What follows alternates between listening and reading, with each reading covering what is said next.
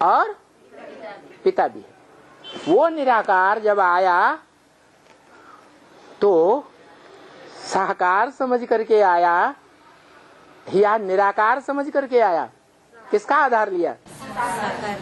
रथ का आधार लिया या निराकार आत्मा का आधार लिया? रथ का आधार लिया। उस रथ का नाम दिया क्या?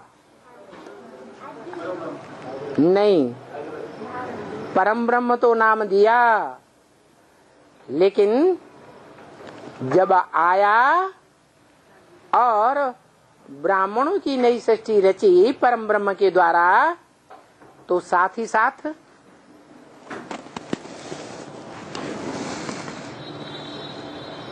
स्थापना के साथ साथ क्या हुआ?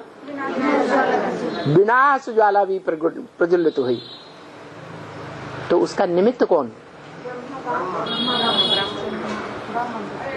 पतित तनधारी या पावन तनधारी? तो पिता या परम ब्रह्म? अरे पिता। जितने भी पुरुष हैं सब दुर्योधन दुशासन या कोई को छोड़ दिया? छोड़ा तो किसी को नहीं। तो वो प्रजापिता भी क्या हुआ इस सृष्टि में?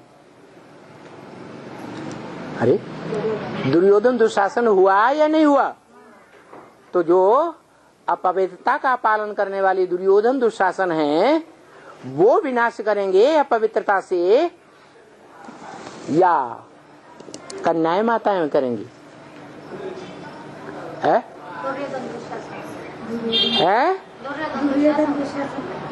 दुर्योधन दुशासन मुखिया है ना, और माताएं कन्याएं सहयोगी। अरे रौद्र रूप कौन धारण करेगा? रुद्र कौन बनेगा? पुरुष या स्त्री? है पुरुष रौद्र रूप धारण करता है और स्त्री सहयोगिनी बनती है। क्या स्त्री है तो माता, लेकिन वाइब्रेशन के द्वारा बांध ली जाती है। वाइब्रेशन सबसे जास्ती बनाने वाली मन बुद्धि रूपी आत्मा है या इंद्रियां हैं? आत्मा वाइब्रेशन को बनाती है। तो जो आत्मिक स्थिति धारण कर लेता है, जो प्रजापिता वाली आत्मा, वो आत्मिक स्थिति धारण करने के बाद वाइब्रेशन इतना तीक्ष्ण हो जाता है योग बल वाला कि जिससे भी जो काम कराना चाहे करा सकता। ये एटम बम फोड़ने वालों में, बनाने वालों में इतनी ताकत नहीं है कि वो एटम बमों को विस्फोट करना शुरू कर दें।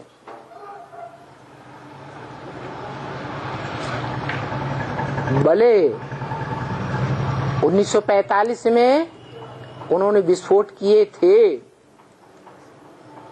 जानकार नहीं थे कि इनमें कितनी भयानक शक्ति है। जब विस्फोट किया तो पता चला, अरे बाप रे। आज भी सैकड़ों की तादाद में हॉस्पिटल्स में करा ही रहे हैं उस समय के मरीज, हाय हाय कर रहे हैं। तो कोई हिम्मत करता है? कोई हिम्मत नहीं करता।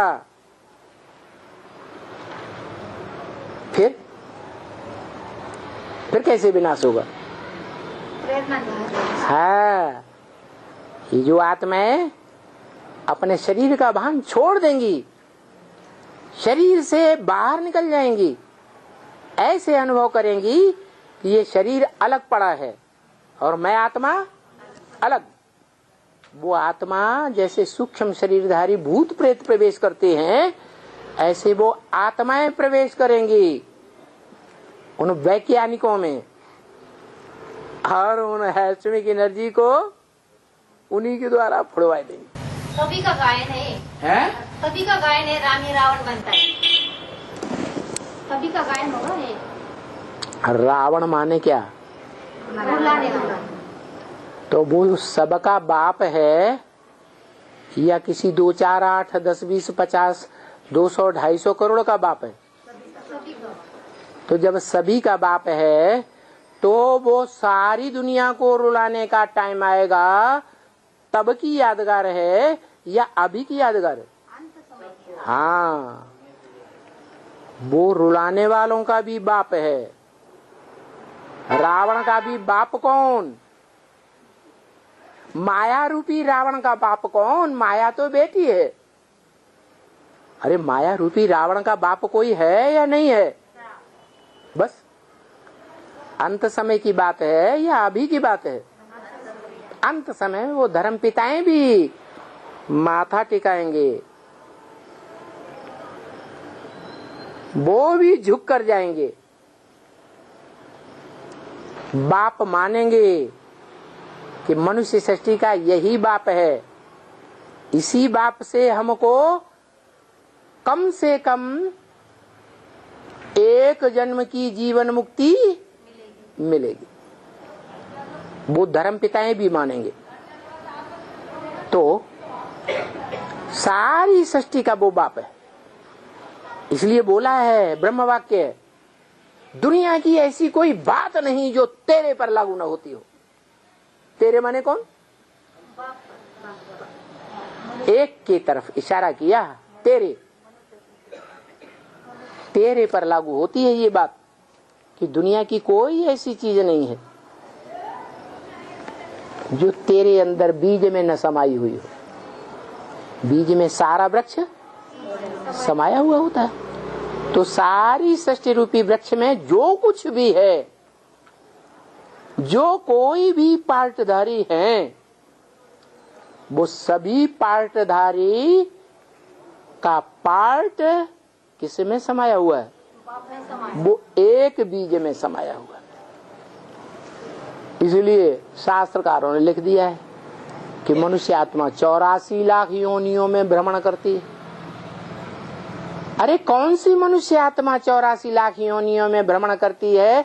84 लाख योनियों के स्वभाव संस्कार उसमें है मौजूद।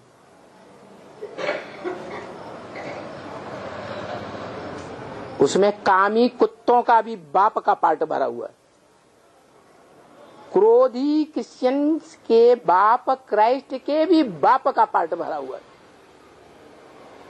लोभी मुस्लिम मोहम्मद के भी बाप का पार्ट भरा हुआ है।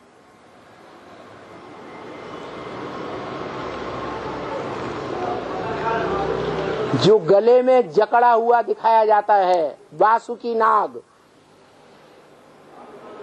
उसका भी बाप कोई है या नहीं है? उसका भी वो बाप है। इसलिए गीता में कहा है क्या? वृक्षों में मैं ये वृक्ष हूँ, नदियों में मैं ये ऊंची गंगा हूँ, पहाड़ों में मैं ये ऊंचा पहाड़ हूँ। माना दुनिया की कोई ऐसी चीज छोड़ी नहीं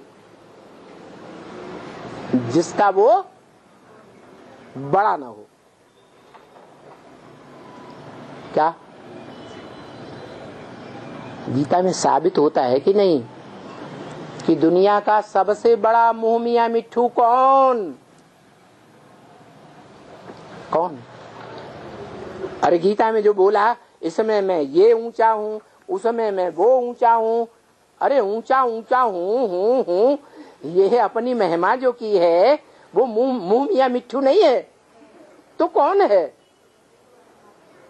कौन सी आत्मा की यादगार है? हैं? उसकी यादगार नहीं है। किसकी यादगार है? हाँ, जिस मुकर्रर रथ में वो प्रवेश करता है उसकी यादगार है। अपने मुंह से अपनी महिमा करने वाला।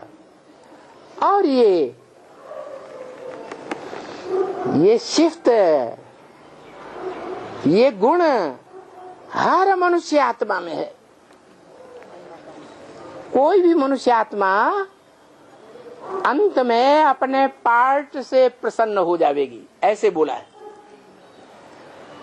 अपने पार्ट से जो आत्मा प्रसन्न होगी तो अपने पार्ट की बढ़ाई करेगी या घटियाई करेगी? है, बढ़ाई करेगी। तो ये बात बताइए।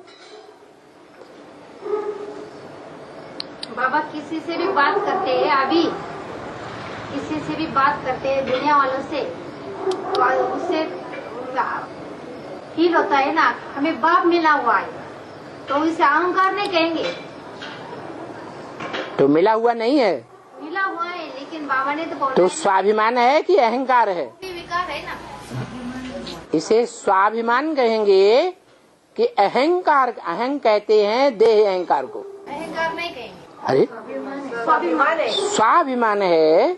स्व माने अपना। आत्मा का अपना कौन? आत्मा का बाप। आत्मा का अपना आत्मा का बाप ही है, वो स्वाभिमान है। बच्चे के लिए अपने बाप की महिमा करना ये अहंकार है या स्वाभिमान है? है? स्वाभिमान है। अपने कुल का अभिमान है, अपने बाप का अभिमान है। क्या? शिवाजी उस दरबार में गए जिस दरबार में शिवाजी का बाप नौकरी कर रहा था, तो उस दरबार के राजा ने शिवाजी से कहा कोर्निश करो। सभी ने दबाव दिया, कोर्निश करो। तो राजा ने कहा ये कोर्निश करना जानता ही नहीं, इसके बाप ने इसको सिखाया ही नहीं। तो शिवाजी ने क्या किया था, फट से जाकर के बोला मैं अच्छी तरह से कोर्निश करना जानता हूं, और अपने बाप के सामने झुक गया। इसे क्या कहेंगे? स्वाभिमान कहेंगे कि देह अहंकार कहेंगे? ये स्वाभिमान है। तो बताया कि जिन बच्चों का अपना पार्ट खुलेगा, जब वो समय आएगा, और जिसका जिसका समय आएगा, उनको इतनी खुशी आएगी। क्या? अपने पार्ट। हाँ, अपने पार्ट के ऊपर, कि मेरे से बढ़िया पार्ट विश्व पिता का भी नहीं है। क्यों हंस रहे भाई? लक्ष्मी को पता चलेगा कि मेरे से बढ़िया पार्ट लक्ष्मी पति का भी नहीं है। क्यों? घड़ी घड़ी युद्धों में जाकर के युद्ध करो, और ये दुनिया भर के घाव खा के आ जाओ, मुंह लटका के।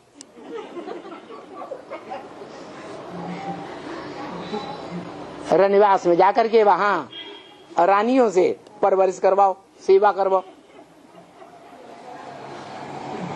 तो ओ लक्ष्मी को स्वाभिमान आएगा कि नहीं आएगा? है? उसे देह अहंकार कहेंगे? देह अहंकार नहीं कहेंगे। क्यों? क्योंकि वो जानती है कि देह से और देह की इंद्रियों से इस दुनिया में जितना जास्ती मैं सुख ग्रहण करूंगी, उतना इस दुनिया में कोई भी ग्रहण ही नहीं कर सकता। ऐसे ही नंबरवार सभी आत्माओं का होगा। क्या? जो दास दासी बनने वाले होंगे वो तो कहेंगे बस हमें नहीं ऐसा भगवान बनना, हमको नहीं ऐसा राजा बनना, हमको नहीं ऐसा धर्मपिता बनना कि जन्म जन्मांतर युद्ध करते रहो, चैन की नींद नहीं सो सकते। उनको स्वाभिमान कहेंगे या देह अहंकार कहेंगे? है? स्वाभिमान कहेंगे। तो देखो अभी वो समय नहीं आया है ऐसे स्वाभिमान में मस्त रहने का, जो इतनी खुशी आ जाए। इसलिए जबकि हम कहते हैं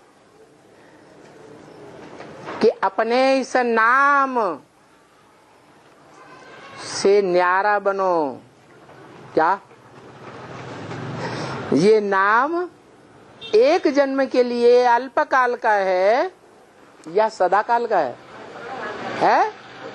अल्पकाल का है। कितना नाम का वो होता है गुमान। क्या किसी को नाम लेकर के गाली दे दो, उसके बाप को गाली दे दो या उसी को गाली दे दो, तो क्या रिजल्ट आता है? क्या रिजल्ट आता है? खुश होता है या दुखी हो जाता है या क्रोध आ जाता है? या तो क्रोध आएगा या तो दुखी हो जाएगा। तो ये अल्पकाल का दुख है। नाम मान शान ये अल्पकाल की चीज है। अरे हम तो सदा काल के लिए आत्मा हैं। ये देह का नाम है। देह विनाशी तो ये नाम भी विनाशी है। अविनाशी नाम क्या है? अविनाशी नाम वो है जो भगवान बाप इस रंगमंच का डायरेक्टर इस सृष्टि पर आता है और उस समय हमारा नाम संसार में प्रत्यक्ष होता है। हम आत्मा प्रत्यक्षता रूपी जन्म लेते हैं कि हम आत्मा का ये पार्ट है। तब हमको पता चलता है कि ये शास्त्रों में हमारे नाम का अजर अमर डंका बजेगा। अल्पकाल की बात नहीं है। तो इस अल्पकाल के नाम से और अल्पकाल के रूप से क्या करना है? न्यारा हो जाना है। किस रूप में टिक जाना है? मैं आत्मा हूँ, ज्योति बिंदु आत्मा हूँ। मैं ज्योति बिंदु आत्मा अपने बाप की बहुत नजदीकी आत्मा हूँ। क्या क्या श्रेष्ठ संकल्प करें? मैं आत्मा अपने बाप की बहुत नजदीकी आत्मा हूँ।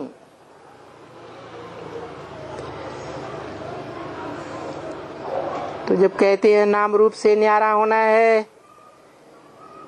दूसरे के नाम रूप में फंसता रहेगा तो अपन को ही भूल जाएगा। क्या होगा? प्रैक्टिस पड़ जाएगी। क्या प्रैक्टिस? कि जिन दूसरों का सुंदर सुंदर नाम, सुंदर सुंदर रूप देखा और उसमें फंसने की प्रैक्टिस पड़ गई तो अंत मते सोई गति हो जाएगी। तो दूसरे को याद करना, ऐसे दूसरों को याद करने वाले क्या कमाई करते होंगे? है? कौन सी कमाई है? अर्जुन क्या करता था? कमाई करता था, अर्जन करता था। कौन से धन का अर्जन करता था? ज्ञान धन का, गीता ज्ञान धन का अर्जन करता था। गीता ज्ञान धन के आधार पर वो जन्म जन्मांतर के सद्भाग्य का अर्जन करता था। तो वो कमाई जिसे अर्जुन ने अर्जन करके अर्जुन नामधारी बना और भगवान का रथ बन गया, ऊंचे से ऊंचे भगवंत का रथ बन गया, भाग्यशाली रथ। तो वो कमाई हमको करनी है। तो वो अर्जुन देहधारियों के नाम रूप में फंसता होगा, है? नहीं फंसता। अरे तभी तो बाबा बोलते हैं ना, ये नॉलेज तो बिल्कुल सिंपल है, ये ज्ञान बिल्कुल सहज है, बच्चों के भी बुद्धि में आ सकता है, बूढ़े भी समझ लेते हैं कि बाप कौन है, बुढ़ियों की बुद्धि में भी बैठ जाता है कि ज्ञान का तंत बाप कौन है। बूढ़िया और बच्चे पहचानते कि नहीं बाप को, है? पहचानते। तो नॉलेज बिल्कुल सहज है, उसमें क्या रखा हुआ है? तो रखा किसमें है? हैं? हाँ, उस नॉलेज को प्रैक्टिकल में जो लाए, उस नॉलेज को प्रैक्टिकल रूप दे करके जो योग की शक्ति धारण करे, वो योग है, बहुत प्रसिद्ध है, भारत का प्राचीन राजयोग। उस सहज राजयोग में जादू है, जादू। क्या?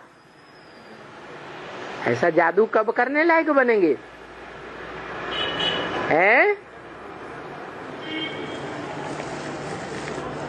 ऐसा जादू करने लायक कब बनेंगे? हैं? जब योग की शक्ति कैसे धारण करेंगे? हैं? राजयोग के द्वारा। क्या है राजयोग? है? हाँ, क्या राज भरा हुआ है? किसको याद करे? कौन है एक बाप? है? शिव बाबा को याद करें, बिना पहचाने, पहचान कर याद करें, जान कर याद करें, मान कर याद करें, तो उस याद में जादू है, बड़ा जबरदस्त जादू। कैसा जादू? बड़ा जबरदस्त जादू है। कब? वो बड़ा जबरदस्त जादू कितने साल हो गए? 40 साल हो गए। उसको पहचान लिया, जान लिया, मान लिया या नहीं मान लिया? मान लिया, जान लिया, पहचान लिया। जादू का रिजल्ट आ रहा है? नहीं आ रहा। अरे तो क्या कहा जाए? पक्का पक्का जान लिया या नीम हकी में खतरे जान है? बाबा ने समझाया है कि जो ब्रह्म ज्ञानी होते हैं वो भी ऐसे बैठे बैठे शरीर छोड़ देते हैं। क्या? बैठे बैठे शरीर छोड़ देते हैं, कोई तकलीफ नहीं। ऐसे मत समझो कि ऐसे ब्रह्मज्ञानी इस दुनिया में नहीं होते, होते हैं। वो भी ऐसे ही शरीर को छोड़ करके हम आत्मा हैं, हम आत्मा सो परमात्मा में लीन हो जाते हैं। क्या समझते हैं? हम आत्मा परमात्मा में लीन हो जाते हैं। अब हमको यहां इस दुनिया में आना ही नहीं है। क्या? ऐसे समझ लेते हैं, हमको यहां रहना ही नहीं है, इस दुनिया से ही नफरत आ जाती है। तो ये भी ऐसे ही है, ये सहज राजयोग भी ऐसे ही है। क्या? बाकी वो कोई ब्रह्मज्ञानी जाते नहीं है कहीं, इसी दुनिया में फिर आकर जन्म लेते हैं। ब्रह्मज्ञानी माने? हाँ, ब्रह्मज्ञानी। ब्रह्मज्ञानी माने जिन्होंने ब्रह्म तक पहुंच की है, ब्रह्मलोक तक, जड़ ब्रह्म को पहचाना है। क्या? जो ब्रह्मलोक का वासी है, सदा काल का वासी, इस सृष्टि रूपी रंगमंच पर सदा काल का ब्रह्मलोक वासी है। क्या? जब ऐसा क्षण आता है कि उसे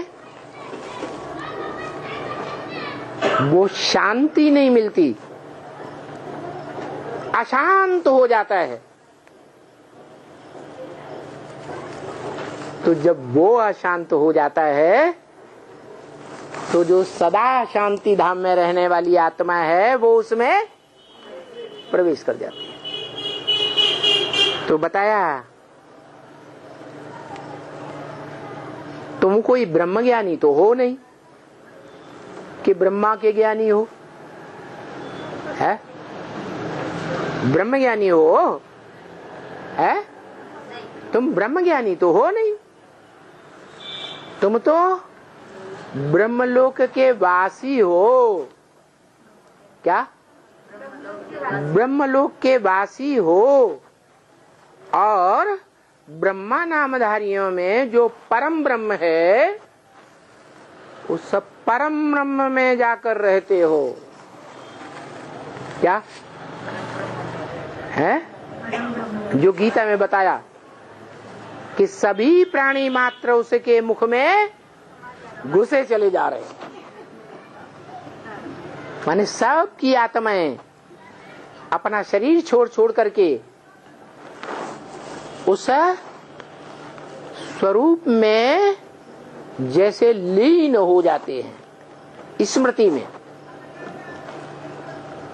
जो कहता है मन मना भव, मेरे मन में समा जा। अरे तेरे मन में क्या है जो समा जाऊं या सब समा जाएं? क्या है तेरे मन में? एक शिव बाप, दूसरा न कोई। तो जिसके मन में पहले ही एक बिंदु समाया हुआ है, ज्योति बिंदु बाप समाया हुआ है, उसमें सारी आत्माओं को समा जाना है, क्योंकि वो ही एक ऐसा मनुष्य मात्र है जो इस सृष्टि रूपी रंगमंच पर सदा आत्मिक स्मृति में रहने वाला है। क्या? देवान में रहने वाला नहीं है।